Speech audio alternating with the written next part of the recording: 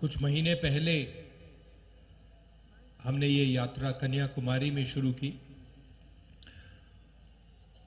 और अब तकरीबन 3000 किलोमीटर ये यात्रा चल ली है।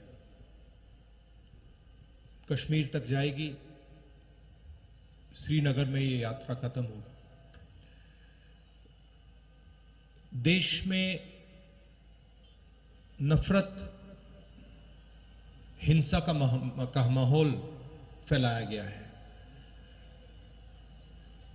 बीजेपी के लोग, आरएसएस के लोग देश को बांटने में लगे हैं, एक धर्म को दूसरे धर्म से लड़ाने में लगे हैं, एक जात को दूसरी जात से, भाषा को दूसरी भाषा से लड़ाने की कोशिश कर रहे हैं और उन्होंने देश का माहौल बिगाड़ दिया है। तो हमने सोचा था कि देश को एक दूसरा रास्ता भी दिखाना चाहिए, मोहब्बत का, एकता का, भाईचारे का। और इसीलिए हमने ये यात्रा शुरू की। जब यात्रा शुरू की थी, केरल में, तमिलनाडु में शुरू की, हमारे जो प्रेस के मित्र हैं, मित्र कह देता हूं मगर हमारी बात तो रखते नहीं है कभी। प्रधानमंत्री का चेहरा दिखाते हैं 24 घंटे, बेरोजगारी की बात नहीं रखते, महंगाई की बात नहीं उठाते। तो इन्होंने कहा कि देखिए ये यात्रा जो है ये तमिलनाडु में, केरला में सफल हो जाएगी, मगर जब ये कर्नाटक पहुंचेगी तो ये फेल होगी। बीजेपी की सरकार है, वहां पर रिस्पांस नहीं मिलेगा। कर्नाटक में गए, केरल से, तमिलनाडु से बेहतर रिस्पांस। फिर उन्होंने कहा, बीजेपी के लोगों ने भी कहा, हाँ ठीक है, कर्नाटक तो साउथ इंडिया है, महाराष्ट्र में रिस्पांस नहीं। महाराष्ट्र में आए और जबरदस्त रिस्पांस। फिर कहा ठीक है, महाराष्ट्र में हो गया, हिंदी बेल्ट में तो नहीं होगा। मध्य प्रदेश में महाराष्ट्र से भी बेहतर रिस्पांस। फिर कहा ठीक है, हिंदी बेल्ट में रिस्पांस हो गया, आगे नहीं होगा, हरियाणा में नहीं होगा, हरियाणा में उससे बेहतर। और अभी हुड्डा जी ने कहा कि पंजाब में हरियाणा से भी बेहतर रिस्पांस होने वाला है। और इसका कारण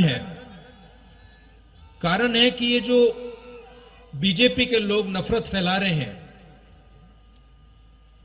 डर फैला रहे हैं, हिंसा फैला रहे हैं, ये इस देश का तरीका नहीं है, इस देश का इतिहास नहीं है, इस देश की हिस्ट्री नहीं है। ये देश भाईचारे का देश है, एकता का देश है, इज्जत का देश है, रिस्पेक्ट का देश है। और इसीलिए ये यात्रा सफल हो रही है। लोगों ने कहा कि देखिए, कांग्रेस पार्टी के नेता 3000 किलोमीटर चल रहे हैं। और जहां भी मैं जाता हूं, मैं कहता हूं कि ये कोई बड़ी बात नहीं है। पंजाब का हर एक किसान हमसे ज्यादा चलता है। ठीक है, वो कन्याकुमारी से कश्मीर तक नहीं चलता है, मगर वो अपने खेत में रोज चलता है, मंडी तक पैदल जाता है, खाद खरीदने पैदल जाता है, बीज खरीदने पैदल जाता है। तो हमने कोई बड़ा काम नहीं किया है, ये पूरा हिंदुस्तान ये काम करता है, इन सड़कों पे चढ़ता है। सीखने को बहुत मिला। किसानों से बात हुई, छोटे दुकानदारों से बात हुई, मजदूरों से बात हुई, बेरोजगार युवाओं से बात हुई, माताएं बहनों से बात हुई। और जो आपका ज्ञान है उससे बहुत समझने को मिला। इसके लिए मैं सबको धन्यवाद करना चाहता हूं। और ये जो हमारी यात्रा है, इसमें हम लंबे भाषण नहीं देते हैं। ये बोलने की यात्रा नहीं है, ये सुनने की यात्रा है। सुबह हम 6 बजे उठते हैं, पैदल चलते हैं तकरीबन 25 किलोमीटर। यहां पे शायद 7 बजे यात्रा शुरू होगी